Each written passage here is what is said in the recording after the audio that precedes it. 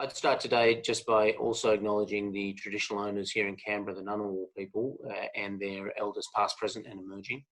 And certainly say to Philip in Melbourne there that we also feel for you. Everyone in the world is going through a second wave or trouble from the federal government's point of view. And as Assistant Defence Minister, I just say to everybody, we're doing everything we possibly can to work with the Government of Victoria to make sure we get through a very difficult time in Victoria as well. So, we're all thinking about you, Philip, and certainly doing everything we can to help. I'd also like to welcome everyone from the ASA Society and ACFID, your members, people who are online today, to hear an update. It's a good time for us to have this discussion and an update.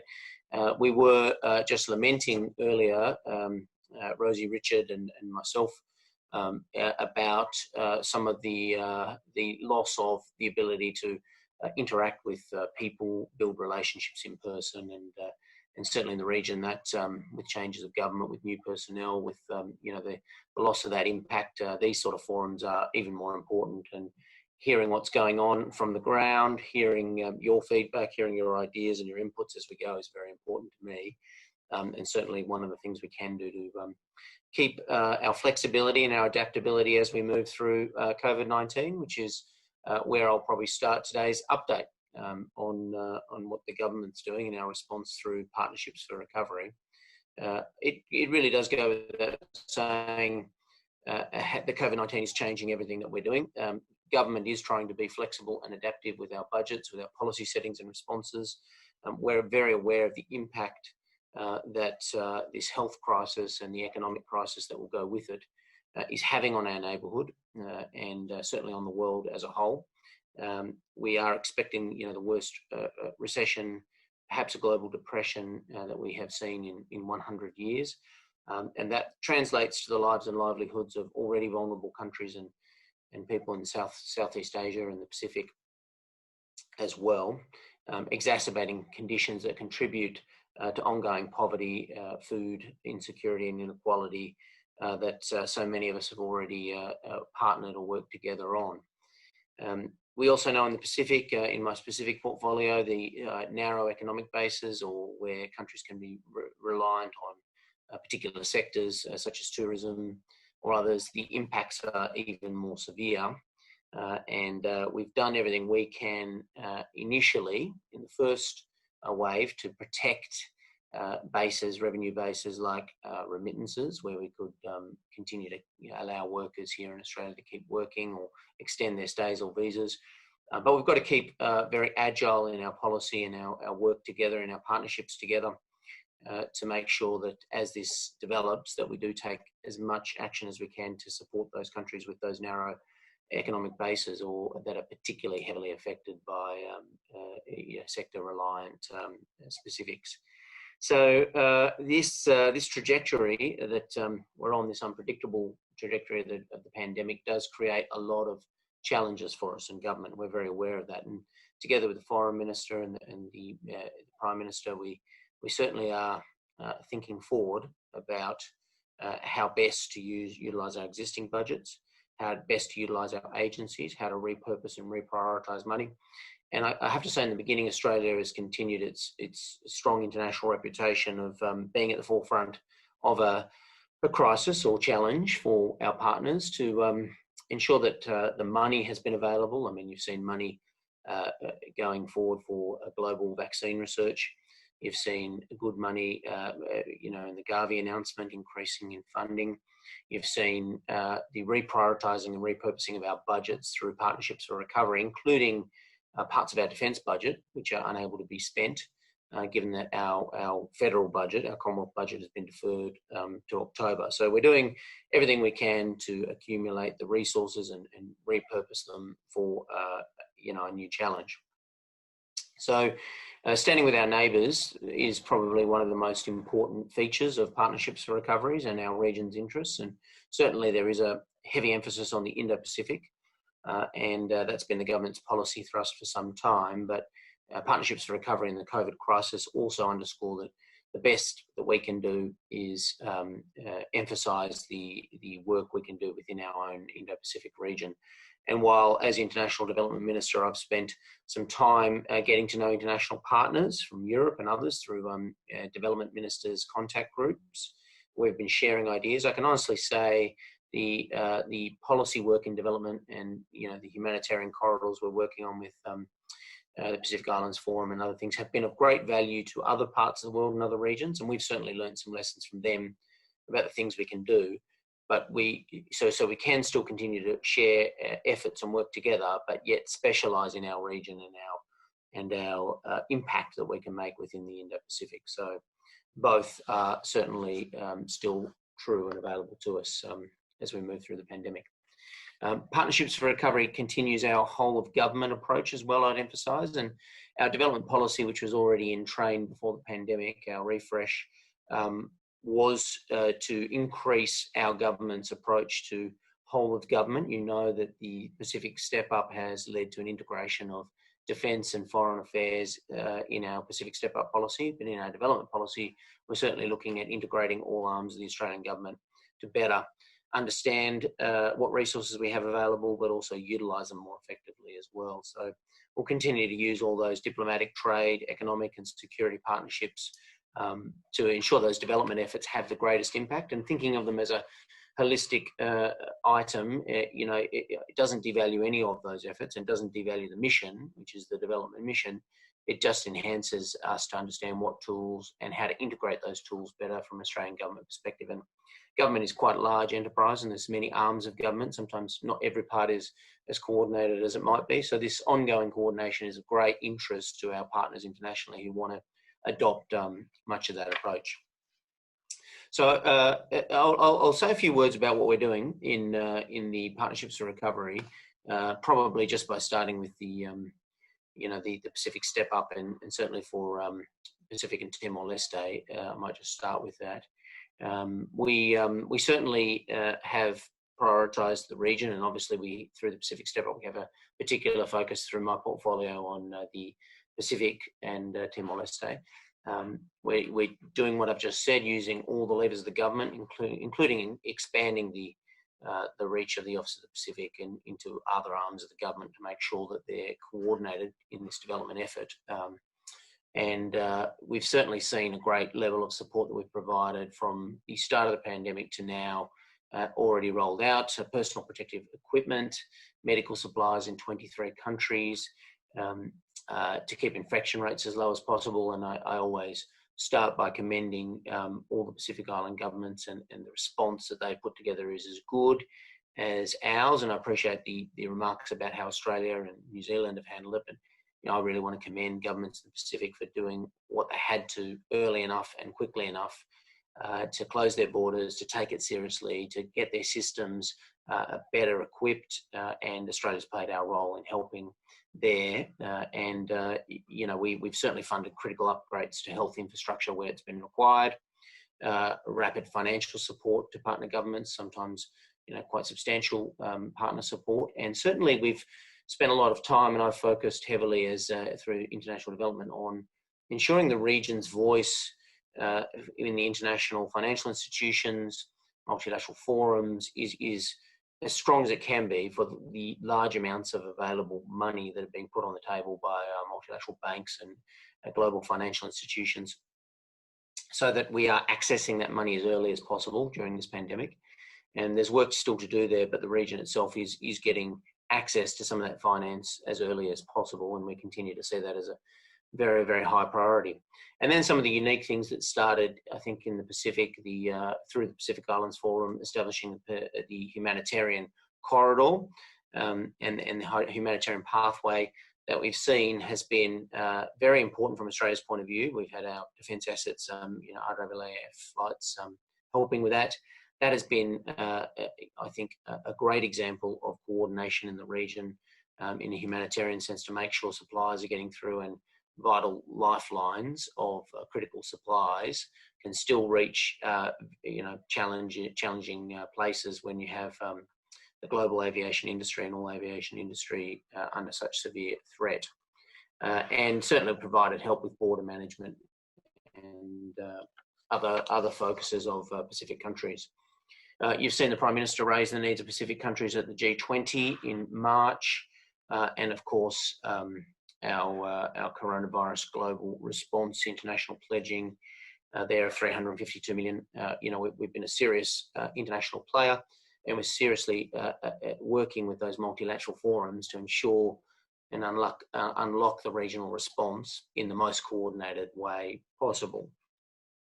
And as I mentioned, the International Development Ministers Contact Group has really elevated our voice in terms of speaking to global development ministers and the global effort. And I think global effort will continue to be quite important as we continue to travel through in things like fair access to vaccines, in those issues that you can see just on the horizon, equity of access issues. These global forums and Australia's voice within them will be highly pertinent as we move into the next phase. I also want to emphasise that our Southeast Asian partners matters as well, and we've certainly been helping through our bilateral relationships during this time. We've certainly, you've seen the evolution of economic and strategic partnerships in recent years. Some of that has had to be reset, given that the COVID has unsettled well-functioning and progressing countries, and certainly it challenges all of us, but it will challenge countries in Southeast Asia as well. So we have been helping by targeted resource provision, sharing our own policy response, which has been of great interest, and helping with the policy lessons that we are learning as we go, and pivoting our budgets, health, education, humanitarian, social protection programs, all of the things that you'd expect us to do to be as agile as we can be as this pandemic sort of continues. So Indonesia, I think, is probably a good example of this in practice. So we're building on our very long-standing bilateral partnership and 40 years of engagement there through our Prospera program, for example. We've certainly built on 2 decades of Australian investment in Indonesia's economic governance. We've helped senior Indonesian officials in this crisis do impact assessments, look at options for economic stimulus, longer-term fiscal recovery, sort of anticipating already that duality, the health crisis, yes, but also the very severe impact that will happen in countries like Indonesia in an economic sense, and be as best prepared as possible. Another example I'd give is Vietnam, our partnership with the World Bank, also helping with government stimulus packages, which we know are critical to help populations get through, and that key objective of the Partnerships for Recovery, which I'll go through, of social stability and ensuring that we have social stability in countries throughout the region. Just last month, the Special ASEAN Foreign Ministers meeting on COVID-19, Minister Payne announced the $23 million package to help ASEAN bolster health security, economic recovery and stability in our region, reflecting the importance that we put on ASEAN and their role. And we've been willing to partner with the WHO, ASEAN, international financial institutions, anyone that is available and willing to look at either regional approaches or bilateral approaches as well. And that's been very successful from our point of view. The new package, I think, that you'll see, and I might turn to some of our nearest neighbours, the success that we've had through ASEAN.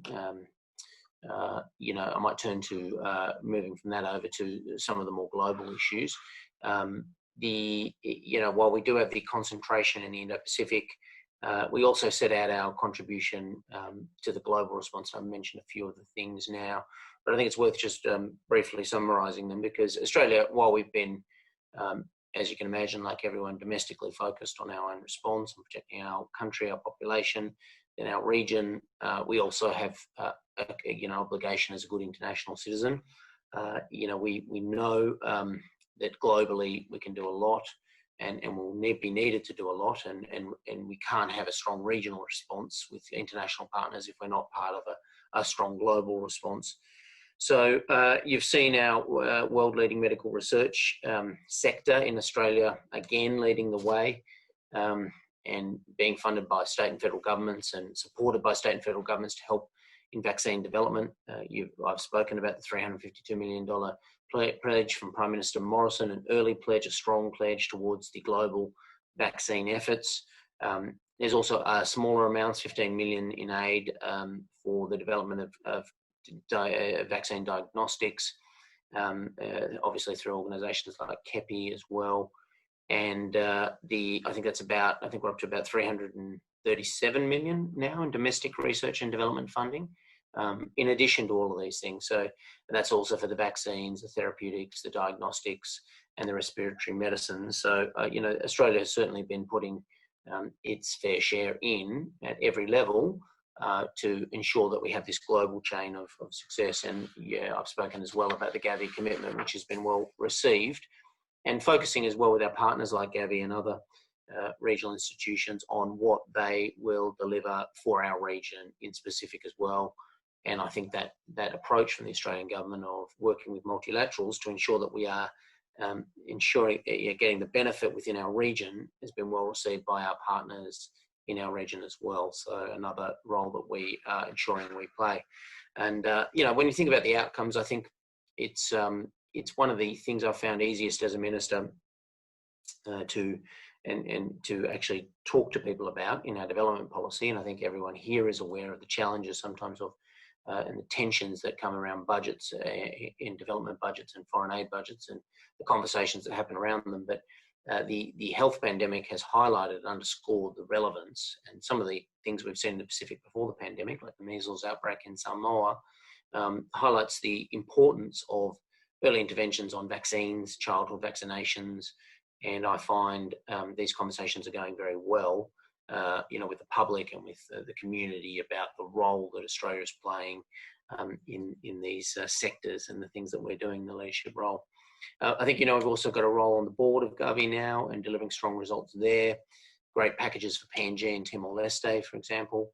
The extension of the period countries approaching transition can get new vaccines, and new support for middle-income countries, which is quite important in the scheme of things as well. I've spoken a lot about health, obviously, but beyond health, I would say we've also working with like-minded partners on the global trading system, but vitally access to, obviously, food security. And this is a topic that internationally I'm spending quite a bit of time on, and essential food supply chains. And we're doing some preliminary work on the securing food supplies and critical food supplies in anticipation. Also, the international financial institutions I've already mentioned, but I wouldn't be underscoring enough how much work we are doing to ensure the heavy lifting is being done by those institutions in our region as well as other parts of the world, and that tension is very important.